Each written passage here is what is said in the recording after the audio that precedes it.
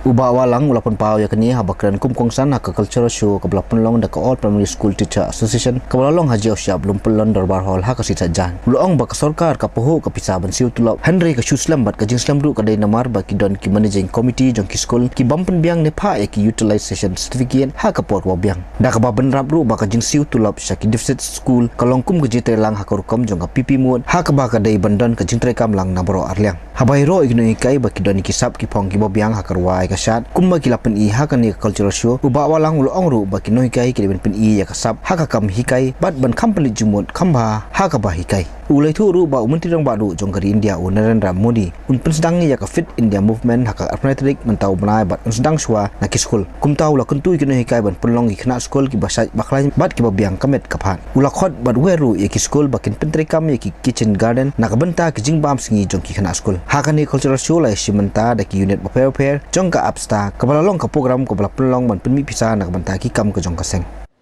As you are aware, education is a very challenging sector. All of you are aware of that.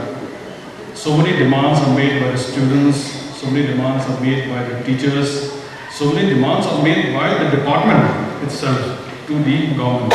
We are part of the government, but we also make a lot of demands to the government. In the sense that a government is a conglomeration of many departments and there's always a scramble for funds. So we are always fighting with the planning, with the finance department to get more funds for the department also, so that teachers are taken care of, so that students are taken care of. And it's always the duty of the officers and the minister in charge, to lead the charge in making sure that we get enough funding. Happy to say that we have enough funding. Now there are some issues here and there, very tricky issues. For example, about a week back, I read in the papers that salaries are not being released on time, especially to the deficit schools. Let us be very clear over here that in the deficit sector, the arrangement that we have is like a private-public partnership. We have been talking about PPP, public-private partnership. It has been in existence in the education sector for a long time. The deficit schools are like our private partners. So it's a public-private partnership.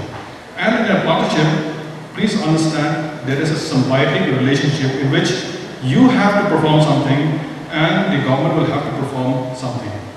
And to ensure that there is a smooth flow of funds, there is a smooth flow of functioning, we have to understand that the managing committee of the school will have to perform some very basic functions.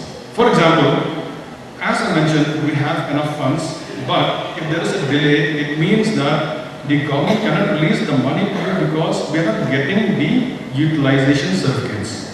So please ensure at your respective school levels, at the respective SD, SEO level, that the utilization certificates and the UCs are furnished on time. If you have done your job on time, we will also automatically do our job on time. So there will be a seamless and a smooth transition of funds from the government to the managing committee. There is no shortage of money as far as salaries is concerned. I have to be very, very clear on that. It's just a process. In some schools, it takes little time.